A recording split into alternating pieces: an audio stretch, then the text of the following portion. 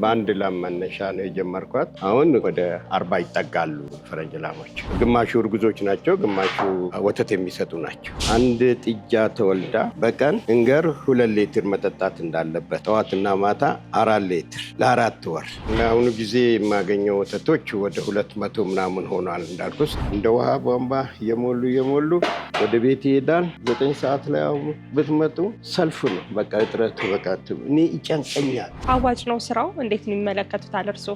እንደ ሀገራችን እንደ ኢትዮጵያ ከአፍሪካ አንደኛ መሆናችንና ከዓለም እንደውም 10ኛ የነበርን በአሁኑ ጊዜ 5ኛ ደረጃ ላይ መጥተናል። እንግዲህ በዚህ ደረጃ ላይ እያለን ከዓለም በወተት ደረጃ ግን ገና ነው፣ ህዝቡ አልተዳረሰም። ከአንድ ላም ምን ያህል ሊትር ሊገኝ ይችላል? እንደዚህ ገንቢ የሆነ ለሰው ልጅ የሚጠቅም ለህፃናት፣ ለአሮጊት፣ ለሽማግሌ የሚጠቅም ነገር ሌትና ቀን መሰራት ያለበት ብዬ ነው የምንቀምጠውና አልተሰራበትም። እንግዲህ ሳይወት እርስዎ በጣም ጠንካራ አባት ኖትና እንዴት ነው ግን ከእድሜ ጋር አይከብድም ወይ? ስራውን እንዴት ነው እያስኬዱት ያሉት? ስራው አዋጭ ነው። ዞሮ እኛ ችግሩን የምናወራው መጀመሪያ ወደዚህ ሲገቡ ማመን አለባቸው። ማያድጉበት ማይለወጡበት ነገ ሀገራችንን ትልቅ ደረጃ ማደርሱበት ምንም ነገር የለም። ትልቅ ደረጃ ይደርሳል። የዶሮ እርባታ ዘርፋውን አዋጭ ነው ልንለው እንችላለን ወይስ አዋጭ እንዳይሆን ደግሞ የሚያደርገው ነገር ይኖር ይሆን? 5 ወር ከሞላቸው ወደ እንቁላል ጣይ ሲሆኑ ያው ራሳቸውን ይችላሉ። ወጣቱ እንግዲህ ያው ወደ ዶሮ ሲገቡ ያው በሞራል መግባት አለባቸው። የዶሮ ደግሞ ስራ አድካሚ አይደለም። ዶሮ ጥሩ ዝርያ አግኝቶ ከሰሩ ውጤታማ ነው የሚሆኑት።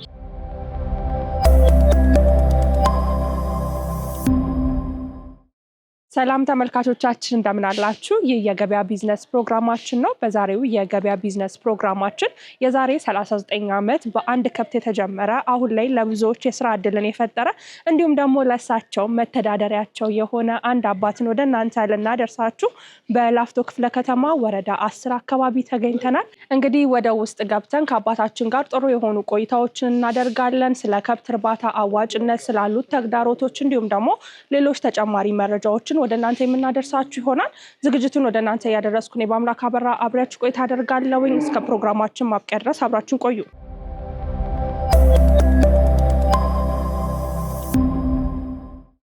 ሰላም እንደምን አሉ? እንደምን አላችሁ? እንደምከረማችሁ። እንግዲህ በድጋሚ ስለተገናኘን ደስ ብሎናል።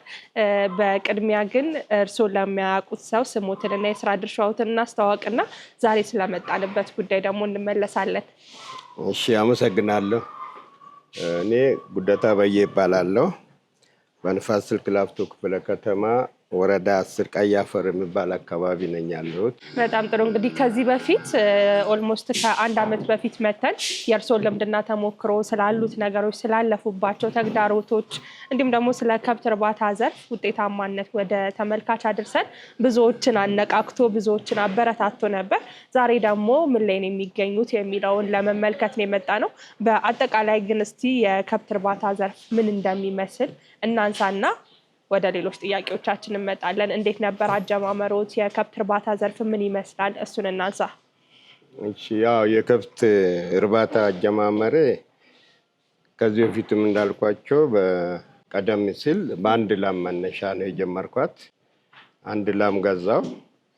ያቺ ላም ስገዛ ያው አቅም አልነበረንም። ቡና ገበያ ነው የምሰራ የነበረ። ሰዎቹ እኔ መኖሪያ ቤት ሰፋ ይላል፣ በማህበር ሰርተን የገባን ቤት ነው። እዛ እየመጡ ለምንድን ነው ለልጆቹ ግቢ ያለ አንድ ላም ለምን አትገዛም? ሁሉ በቃ ወዳጁ ጠላቱ የመጣ ሰው ሁሉ ይሄን ነገር ይላል። አሁን ይሄን ሲለኝ እሺ አልኩና የሆነ ዕቁብ 1000 ብር ዕቁብ ነበረችን።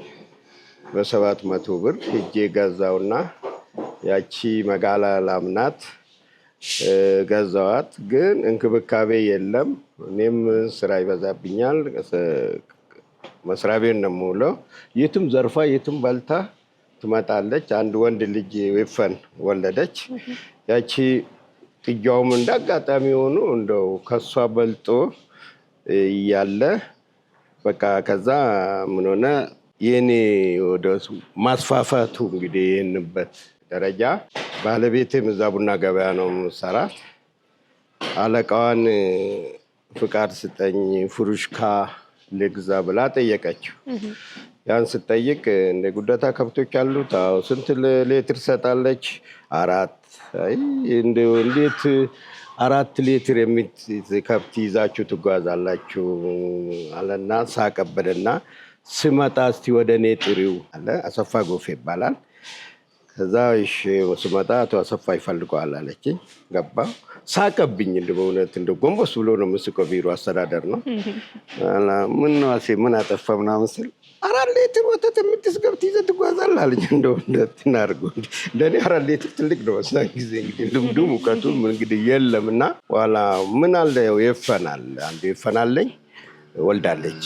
በቃ እሱ ጉልማ ይዞ ይምጣ ላከው። ጉልማ ይዞ ይምጣ። ሌላ ምንም ያለኝ ነገር የለም። መጣውና ማታ ጉልማ ይሄን ይፈኑ ሰድና ለአሰፋ ጎፌ ስጥልኝ አልኩት። ወስዶ ሰጠ። 10 ሊትር የምሰጥ የሆላንድ ከብት ይዘህ ሂድ አለ። ስመጣ ላሟ ታስራለች። ከየት መጣ? አሰፋ እኮ ይዤ መጣ። ይሻል ያው ወተት በሷ እየተለማመድን መጣን። መነሻው እንግዲህ ይሄ ነው። እንግዲህ እድገቱ የመጣው ልጅ ጊዜው መቼ ነው ማለት እንችላለን? 79 ነው። በጣም ጥሩ። 79 ነው። አሁን ላይ ምን ያህል ከብቶች ነው ያሉት? ከበፊቱ በዛ ያሉ ይመስላል በእይታ ሳየው። አሁን ላይ ምን ያህል ነው ያሉት የከብት ብዛት? የከብት አሁን በአሁኑ የሚታለሙ ላሞች ከ40 አልበለጡም። የተወሰኑን አረጃ ያሉ አወጣ ናቸው። አልተካኑም። አሁን በመተካት እቅድ ላይ ያለን እናተካለን። አሁን ከነሙኑ ወደ 40 ይጠጋሉ ፈረንጅ ላሞች። በጣም ጥሩ። ሁሉም ወተት የሚሰጡ ናቸው? ግማሹ እርጉዞች ናቸው፣ ግማሹ ወተት የሚሰጡ ናቸው። በጣም ጥሩ። አሁን ላይ ምን ያህል ወተት ያገኛሉ? በቀን ምን ያህል ሊትር ይሰጣሉ? ያሉት የከብት ብዛቶች?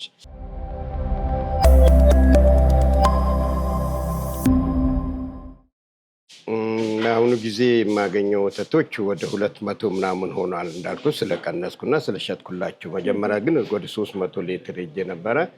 በመሀል እኔ ማቋርጬ ወጣ ብዬ ስለነበረና ያንን አርሜ መተካት ፕሮሰስ ላይ ነን።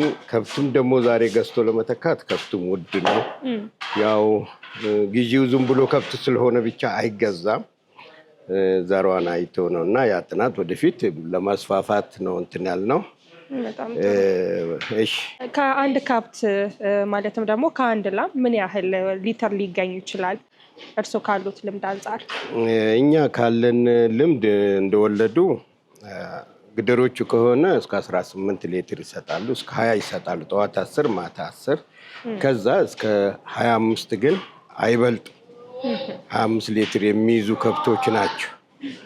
አሁን ግን ወደፊት መንግስት አዲስ ዝርያዎቹ ያመጣ ስለሆነ ሴት ብቻ የሚያስወልድ ተብሎ ዋጋ ክፍያም የተለያየ ነው።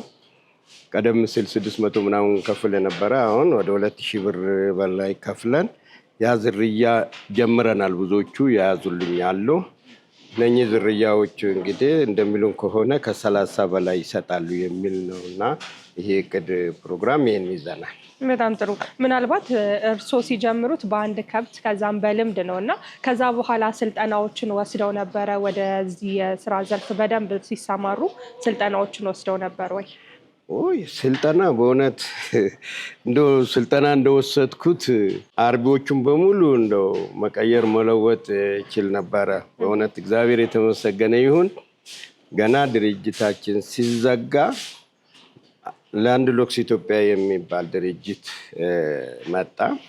ያ ላንድ ሎክስ ድርጅት ሊመጣ የቻለ ምክንያት በንፋስ ላፍቶ ክፍለ ከተማ ቦታና መኖ እንዲሰጠን ጥያቄ አቅርበን ካልተደራጃችሁ አንሰጣቸውም አይሰጥም ብሎ ስላሉን እያንዳንዱ ቤት አንኳኩቼ ወደ 50 የምንሆን አባላትን መሰረትን። ማህበር ጤናችን የወተት አምራቾች ህብረት ስራ ማህበር በሚል እንትን ብለን ያንን ማህበሩ ሰብሳቢ እኔን ያደረጉ። አሁንም ሰብሳቢ ነኝ የዛ ማህበር።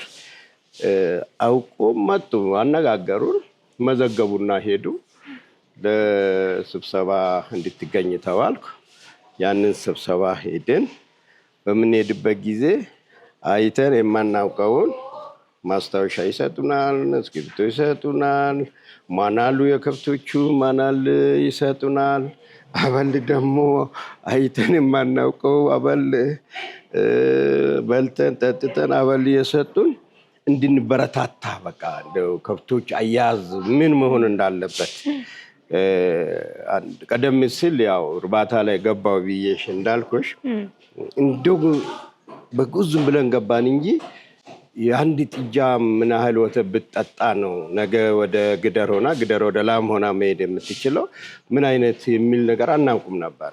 እዛ ስልጠና ላይ ምንድነው ያሉን አንድ ጥጃ ተወልዳ በቀን እንገር 2 ሊትር መጠጣት እንዳለበት ጠዋትና ማታ 4 ሊትር ለ4 ወር ከ4 ወር በኋላ ሌላ ተመጣጣኝ ምግብ ተሰጥቷቸው እንዲበሩ ተደርጎ ውሃም እንዲጠጡ ከተደረገ ያቺ ጥጃ በእንክብካቤ ያደገችው ጥጃ አመት ከ6 ወር ኩርማ እንደምታነሳ ስልጠና ወስደን ነበር።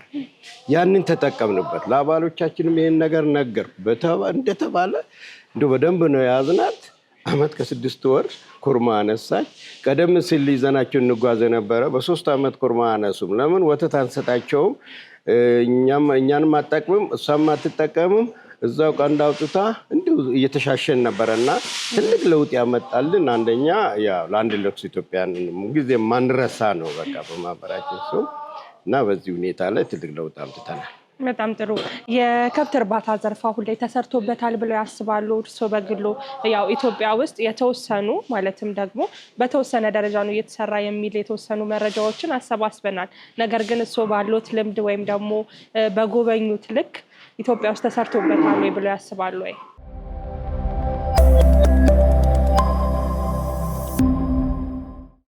እንግዲህ ጅምሩ አለ። አሁን እንግዲህ ጅምሩ ነው እንጂ አልተሰራበትም። አሁን ጅምሩ የምንሰማው በኦሮሚያ ዙሪያ ሸገር ዙሪያ እርባታዎች እንዳሉ እያየንም ነው። ግን እንደ ሀገራችን እንደ ኢትዮጵያ ዛሬ ያው ሁላችሁ በትምህርት ቤትም እንዳገኛችሁት እውቀት ኢትዮጵያችንን ከአፍሪካ አንደኛ መሆናችንን ነው።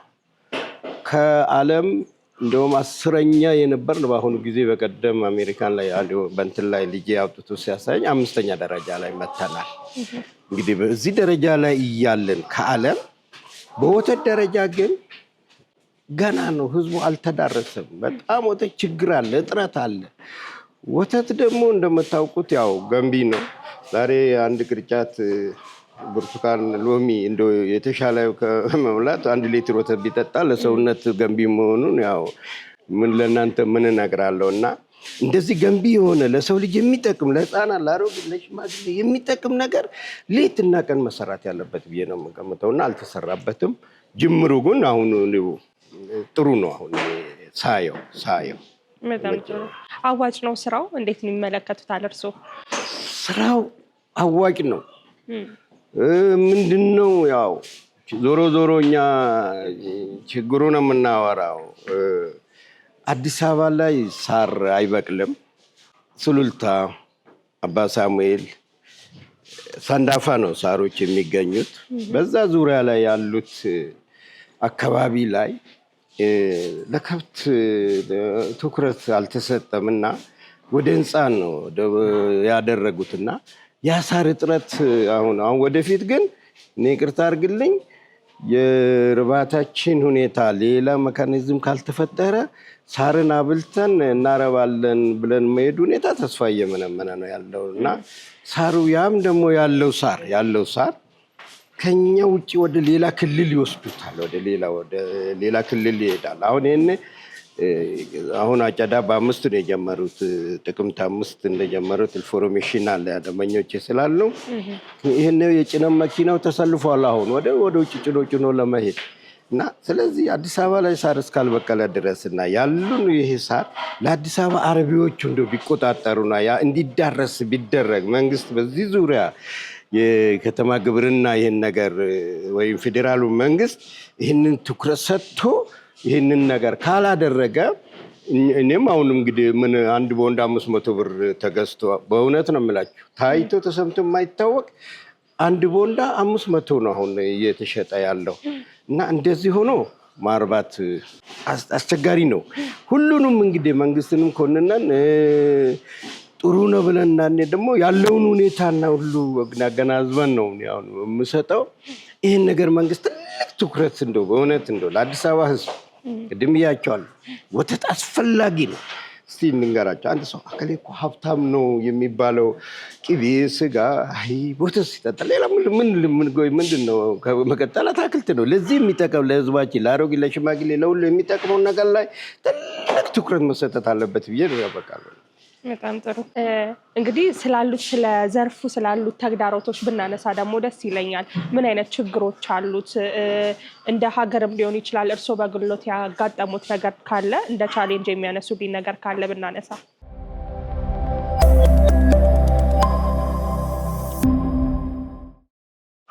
እንደ ችግር ያለው ምንድን ነው?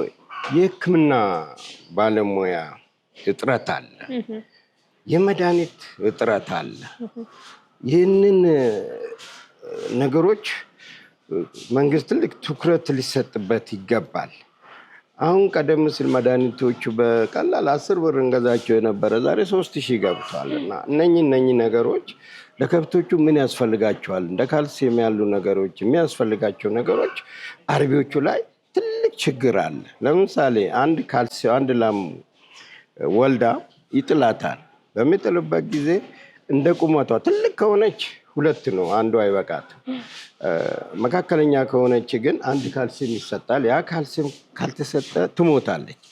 ስለዚህ አሁን ያን ካልሲየም ለማግኘት በጣም ዋጋው ገበያም ላይ አይገኝም። በኮንትሮባንድ ነው የሚገኘው፣ በኮንትሮባንድ ነው የሚገባው። እንደነኚህ ነገሮች ለአርቢዎች መመቻቸትና መደረግ አለበት ብዬ ነው። እና ችግሮች ይሄ ነው ችግሩ። መኖ፣ መድኃኒት፣ ሳሩ እንዳልኳቸው ፍሩሽካ። አሁን ስንዴ ይመረታል እና አለን ሀገራችን በስንዴ በአሁኑ ደግሞ እየበለጸገች ነው። ቀደም ምንም ድምጡ ባልተሰማበት ጊዜ ፍሩሽካ በጥሩ ዋጋ እናገኝ ነበር። ዛሬ ስንዴ እንዲህ እየተመረተ ፍሩሽካና ስንዴ ዋጋቸው አንድ መሆን ራሱ ትልቅ ተጽዕኖ ነው ያለው። አንድ ጆኒያ 1 ኩንታል 3500 3600 ነው የሚገዛ። ይሄ ራሱ ተጽዕኖ ያሳድራል።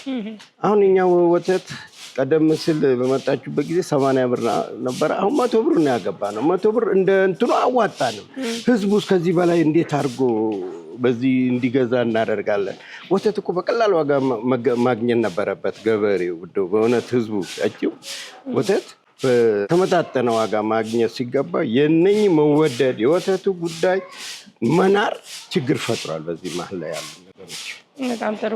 እንግዲህ ሳይሆን እርስዎ በጣም ጠንካራ አባት ኖት እና ምናልባት ይህ የስራ ዘርፍ ደግሞ ጊዜን የሚፈልግ ክትትልን የሚፈልግ የእርስዎን አቅም የሚፈልግ ነው እና እንዴት ነው ግን ከእድሜ ጋር አይከብድም ወይ? ስራውን እንዴት ነው እያስኬዱት ያሉት?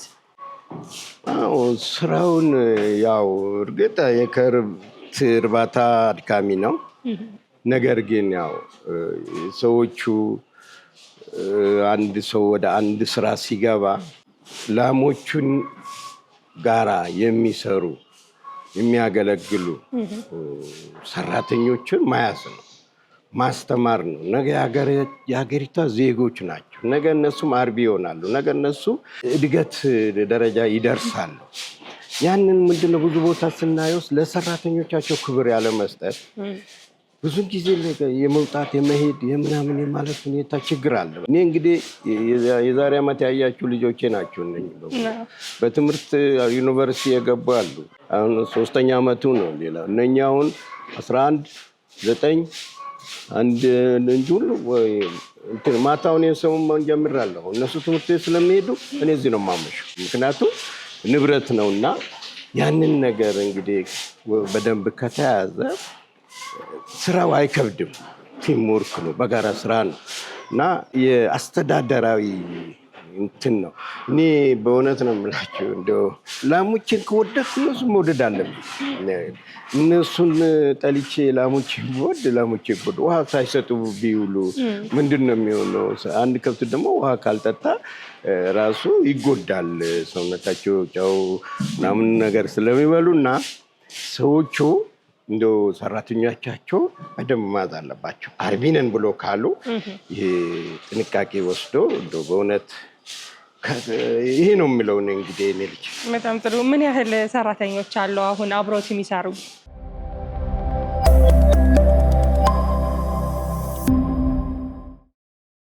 አሁን ላይ ቤት ወተት የሚያጥቡ ዕቃ ምናምን ወደ 9 አሉኝ። ያው የቶቼ ልጆች ዘመን ነን ባዳም አይደለም። ያው አስተምር እንትን ያለው ነው ሁሉ ዘመን ነው። 9 አሉኝ። አሁን ሴቶቹ ደግሞ አሉ እዚህ ወተት ያመላልሳሉ፣ ያጥባሉ፣ ይሸጣሉ እና ይሄ ነው እንግዲህ።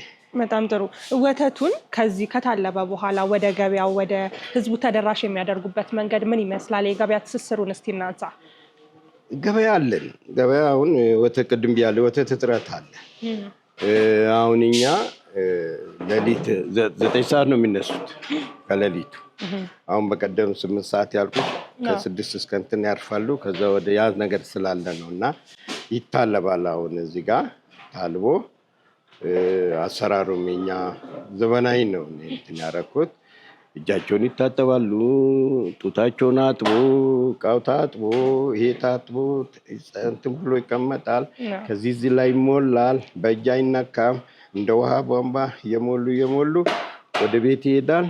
9 ሰዓት ላይ ብትመጡ ሰልፍ ነው። በቃ እጥረቱ በቃ እኔ ይጨንቀኛል። መቼ ነው ይሄንን ነገር ማስተካክለው? ሁሉ እንደው ሌላ ይቅር እንደው ሰልፍ የያዙትን ሰዎች እንደው ወተት እንዴት ነው የምናረካው የሚለውን ነገር ስሜቴን ይነካልና የወተት እጥረት አለ። ገበያ ትስስሩ በአሁኑ ጊዜ በዚህ ላይ ደህና ነን። እንግዲህ መንግስት ወደፊት ያቀደ ሊኖር ይችላል። አሁኑ ግን የገበያ ችግር አልገጠመንም። የወተት እጥረት ነው የገጠመን። በጣም ጥሩ። ብዙዎች እንግዲህ ወጣቶች ወደዚህ ስራ መሰማራት የሚፈልጉ ግለሰቦች አሉና ምናልባት እርስዎ ባለፉበት የስራ ልምድ እየሰሩበትም ስላለ በዛ ልክ ለነሱ ማስተላለፍ የሚፈልጉት መልእክት ካለ ወጣቶች ወደዚህ የስራ ዘርፍ ሲገቡ ምንን ታሳቢ አድርገው መግባት አለባቸው? መጀመሪያ ወደዚህ ሲገቡ ከራሳቸው ጋር ከጭንቅላታቸው ጋር መነጋገርና እንደው ማመን አለባቸው። ማመን አለባቸው። አምኑ ስራውን እንሰራለን ብሎ ከቆረጡና እንዲሰሩ ለማድረግ እርግጥ እኛ ሀገራችን ካየናቸው ልምዶች አብሮ መስራት ብዙም አይሆንልንም። አብሮ መብላት ግን እንዋደዳለን፣ እንፋቀራለን። አብሮ መስራት ግን ትልቅ ውጤት አለው። ብቻውን ከመስራት በጋራ የመስራት ሁኔታ በጣም ጥሩ ስለሆነ እኛ ካለን ልምዶች ራሳችን እንወዳለን። ሰዓቱን በቃ ቁርጥ ሆኖ መነሳት የለብንም። ሁሉ ቁርጥ ሆኖ ለስራ ራሳቸውን ካዘጋጁ ማያድጉበት ማይለወጡበት ነገ ሀገራችንን ትልቅ ደረጃ ማደርሱበት ምንም ነገር የለም። ግን ስራ ላይ ነው የምጠራጠራቸው። ካየዋቸው ስብሰባውን ሲጠራ እንደው ከእንትን ነው የሚመጣና አንድ ሰው ስራ ልስራ ካለ ስራውን ወዳው ስብሰባ ከተባለ ስብሰባ አጠር ያለ ስብሰባ ከዛ ወደ ስራ ከሰሩ ከደከሙ ከተነጋገሩ ባለሙያ ካማከሩ የላሞቹን አያያዝ ጥናት ከወሰዱ ትልቅ ደረጃ ይደርሳል። አለበለዛ ግን ዝም ብሎ እንትን ከሆነ ከጥቅሙ ጉዳቱ ያመዝናል። እንደ ምሳሌ ልንገራችሁ። እኔ ብዙ ጓደኞች አሉኝ። የከተማ ግብርና ኃላፊ አቶ አለማየሁ ይባላሉ። አንድ ጊዜ ቢሮአቸው ሄድኩና እንደነገረው ነገር አለ። ላሞቹ አንዱ አሜሪካን ዲቪ ደርሶት ሄዶ እዛ ከርሞ መጥቶ እንዳጋጣሚ ከብት ቤት ደረሰው። ሱልታ ነው አለው። እንግዲህ ምናልባት ሄዳችሁ አይታችሁ ሊሆን ይችላል። እናንተም ብትሄዱም እንግዲህ ካልሄዳችሁም ብትሄዱ ጥሩ ነው። በደንብ እሱ በአሜሪካ ሞዴል በደንብ አድርጎ ሰርቶ ላሞቹን በደንብ አድርጎ ሰርቷል አለ። አሁን ከዚህ የበለጠ ለመስራት አሰበና እኛ ጋር መጣ። እኔ አልጋ ላይ ነው የምተኛው፣ ላሞቼ ሊሾ መሬት እንትን ላይ ነው የሚተኙት እና ምን ማድረግ እንዳለብኝ መታችሁ ይሁልኝ አለናል። ቀጠሮ ሰጠ ነው። ከቀጠሮ ቀን ተነስተን ስንሄድ እዛ ላይ እንትናለ እግራችን ንገሩና ግቡ ስንል ቆመን ቀረናል። ምንድነው ይሄ? የመጀመሪያ እኔ ሆላንድም ሌሎችም ሀገር ሄደናል። ለኛ ይሄ አዲስ ነገር ነው የሆነብን። አየንና የኔ ጓደኛ ሆላንድ ሄዶ ስለነበረ እኔ ጌታዬ አንድ ነገር ልጠይቁት አቶ እንግዳውን ያለኝ ነው የምነግራችሁ። እነኚህ ያንተ እርባታ ያንተ ፋርም ለሌላ ትምህርት ሰጪ ነው። መልካም ፍቃድ ከሆነ አርቢዎች መጥቶ እንዲያዩ ብታደርግልን ትልቅ እርዳታ ነው። ከዛ ውጭ ለአንተ የምንለው ነገር የለም። ይሄን የዛ አይነት ላስቲክ እንግዲህ አጣ ነው እንጂ ሁሉ እዚህ ላይ ቢተኙ ጥሩ ነውና እኛ አንዳንድ ቦታ ያለው ይሄ ላስቲክ ግዛ ብሎ አለኝ። ይሄ እዚህ ደረጃ ላይ ያለውን እንግዲህ ጥንካሬውን ነው የምነግራቸው። አንዱ የኔ ቢጤ ደግሞ እንዲሁ ወደ 40 ከብት ገዝቶ ዱከም ላይ መጋዘን ሰርቶ ሳር ሁሉ አደረገና ፍሩሽካውን መዛ ሰጥቶ ውስኪ ዞር ብሎ አላያቸውም። ከአመት ውጪ ከጥቅም ውጭ ሆኖ ተጠቅልሎ ወደ ሀገሩ እንደሄደ ነው የነገሩንና ዋና ምንድነው ያው መስራትን የሚያክል ትልቅ ነገር የለም። ከተሰራ ማያድጉበት፣ ማይለወጡበት፣ ማይቀየሩበት ምንም ነገር የለም ብዬ ገምታለሁ። በጣም ጥሩ። እንግዲህ ብዙ ወጣቶች ወደዚህ ስራ ዘርፍ የገቡም የሚያነቃቁም አሉ። በዛው ልክ ደግሞ የከብት እርባታ ዘርፍን የሚፈሩ አሉና እንዳይፈሩ ወይንም ደግሞ እንዲገቡ የሚሉት ነገር ካለ እናክልበት እስቲ።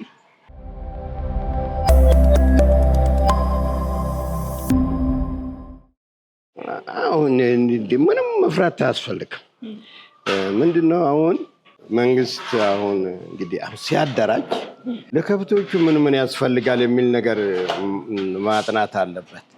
ለምሳሌ አሁን እነኚህ ወጣቶች ወደ ስራ ሲገቡ ቀደም ሲል አሁን እኛ እንጠቀምበት ለአንድ ሎክስ የሰጠን እውቀትና ጥበብ ስራ ውስጥ ስንገባ ገፈራ የሚባል የሚሰራ ስራ አለ። ያ ገፈራ ከሞላሰስ ጋራ ነው የሚሰራ። ሞላሰስ ከ20 ባርሜል እዚህ ቤት እናመጣለን። እዚህ ጋር ያሉት ገንዳዎች አሉ። እነኚህ ገለባ እንገዛለን፣ ዩሬን እንገዛለን፣ ጨው እናዘጋጃለን።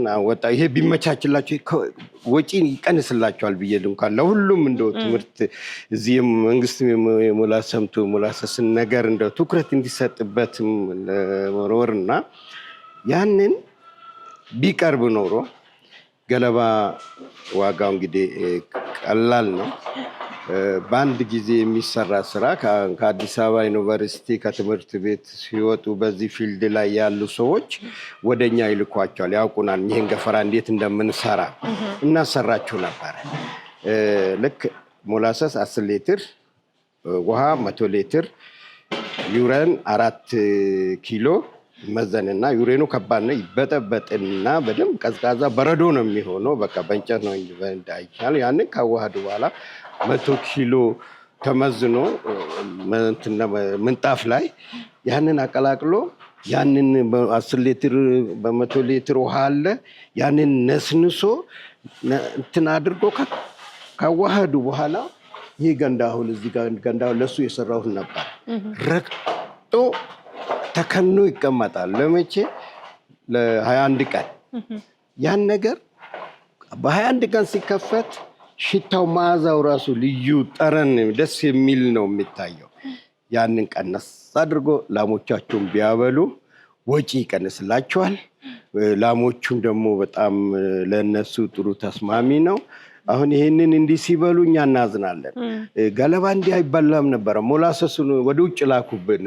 በቃ እንዳለ ልናገኝ አልቻልንም እና ይሄን ሞላሰስ ለአርቢዎቹ ቢያስቡበት ለሚቋቋሙትም ይሄን ስልጠና ሰጥተው አመቻችተው እንዲሰሩ ቢደረጉ ራሳቸውን ችሎ ሀገራቸውን ይረዳሉ የሚል ግምት አለ። ይቺ ሞላሰሳ ጉዳይ የምትነካ እንደው ብዬ ነው ከዛ ጋር አንቺ ካልሽው ጋር ጠጋሪ እንትን ያደረኳት። በጣም ጥሩ። እንግዲህ ስለ ከብት እርባታው ዘርፍ ምን እንደሚመስል ስለሰጡኝ ማብራሪያ እጅግ አድርጌ አመሰግናለሁ። እኔም አመሰግናለሁ። በጣም ጥሩ። እንግዲህ በቀጣይ ደግሞ የዶሮ እርባታውን እንመልከት። እሺ።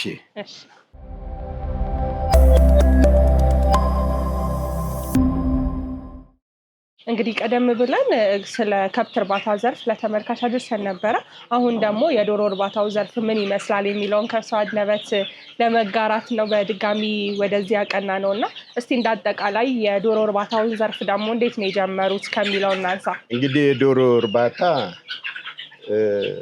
ባለፈ ጊዜ ጠቅላይ ሚኒስትራችን በየበራችሁ በየእንትናችሁ 5 ዶሮ አውጣችሁ እንቁላል ሰው ይበላል፣ እንቁላል ገንቢ ነው የሚል ነገር ሲናገሩ ሰማሁ አየሁና እኛ ለምን እዚህ እንዲህ አናደርግም ብለን ተነጋግረን ያው በዛ ኤሪያ ዶሮቹ ወደ 200 ዶሮች 300 አካባቢ አስገባን። ያው እርባታውን ጀመርን። ስንጀምር ያው ነገሩ አዋጭ ነው፣ ግን አሁን ወዴት ልንሄድ ነው? አሁን መኖ መናር መወደድ ያን ነገር ሰው በቃ ወደኋላ እየተመለሰ ነው የመጣውና የመኖ ችግር ባይኖር ኖሮና የተመጣጠነ ዋጋ ቢደረግ ለምሳሌ አሁን ሰኔንና ለ3 ወር ከባለ ፋብሪካው ተነጋግሮ መንግስት ቀንሶልን ነበር። ወደ አንድ ኩንታል 6,000 የነበረ ወደ 4,800 እንድንገዛ አደረገን። በዛን ሰዓትም በዛ ተገዝቶና ቢበሉ ኖሮ አዋጮች ናቸው። አሁን ግን 6 ወደ 7,000 ተጠግቷል። ይህን ነገር ገዝቶ አስቸጋሪ ነው። ሆኖም ግን ለአይምሮም ደስተኛ ነው፣ ለሰውም ደግሞ ውስጡ ሲሉ ያረካል እና በርትቶ ከሰሩ አሁንም ጊዜ ሁሉ ይለወጣል፣ ገበያውም ይለወጣል። መስራቱ ግን ጥሩ ነው እና ጥሩ ነው ብዬ ነው የምገምተው። በጣም ጥሩ። ምን ያህል የዶሮዎች ናቸው ያሉት አሁን ላይ?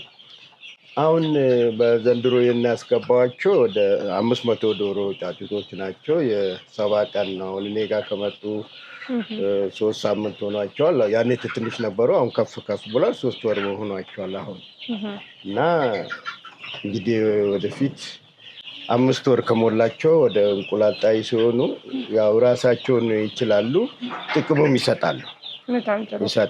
የሌሎች ደግሞ እንቁላል የሚሰጡ ዶሮዎች አሉ። ማዶ ላይ አሉ። እነሱ አሁን ብዙ ጊዜ ስለሆናቸው አሁን እነሱ ለገና የሚወጡ ናቸው። አሁን እንቁላል እየቀነሱ መጥተዋል። በሚጥሉበት ሰዓት ግን ጥሩ ነው፣ አዋጭ ነው። እንቁላል እኛ 19 20 እንዲህ ነው የምንሸጠው እና አንድ እንቁላል ሌላ ቦታ እስከ 22 23 4 እያስገቡ ነው ያሉት። ያንን እንትን ምንም ያዋጣል። የተሰራው የቦታ ካለን አሁን ይሄ ማርባት አይደለም፣ እንደው ያለ መቀመጥ እና ስራ መፍጠር ተብሎ እንጂ አሁን እዚህ ጋር ብዙ አውሬም ብዙ ቀንሶብኛል አሁን ተብሎ አሁን ልጆቹ ትናንቶቹ ተጋግኖ ነው የዋሉት። እንግዲህ ቦታ ካለ ከተሰራ እነሱ ራሳቸውን ችሎ እኛን ይጠቅማሉ። ከዚህ በፊት የሚያገኙት ማለትም ደግሞ የእንቁላል ጣይ ዶሮዎች ምን ያህል እንቁላሎችን በቀን ውስጥ ይሰጡት ነበረ? እስከ 260 ይሰጡን ነበር። 260 ከ300 ማለት ነው። በጣም ጥሩ። ሁሉ አንዴ አይጥሉም። አንድ ቀን አንዷ እንትን ታረጋለች። የዶሮ እርባታ ዘርፍ አሁን አዋጭ ነው ልንለው እንችላለን ወይስ አዋጭ እንዳይሆን ደግሞ የሚያደርገው ነገር ይኖር ይሆን? ከመኖ ውጭ ሌላ ምንም የለ። አዋጭ ያዋጣል። እንግዲህ ስለ ከብቱም ስለ ዶሮ እርባታ ዘርፉም ጥሩ የሆነ ማብራሪያ ነበር ሲሰጡ የነበረው። በአጠቃላይ ግን ወጣቱ ወይንም ደግሞ ወደዚህ የስራ ዘርፍ መግባት ለሚፈልጉት ማስተላለፍ የሚፈልጉት መልእክት ካለ እስቲ እናክልበት።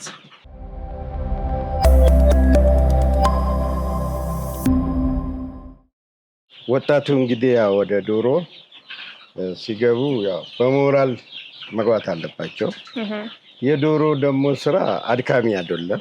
ዶሮ ጥሩ ዝርያ አግኝቶ ከሰሩ ውጤታማ ነው የሚሆኑት እና የዶሮ ስራ እኔ በእውነት ቦታ ትልቁ በእኛ ሀገር እንግዲህ እንደው ችግሮቹ የቦታ ጉዳይ ነው እና መንግስት ቦታ እንደው በወረዳቸው ጥሩ ቦታ ከሰጣቸው ከሰሩ ራሳቸውንም ሀገራችንም ይለውጣሉ፣ ይቀይራሉ፣ በቃ ይሰራሉ እና በርቱ፣ ስሩ።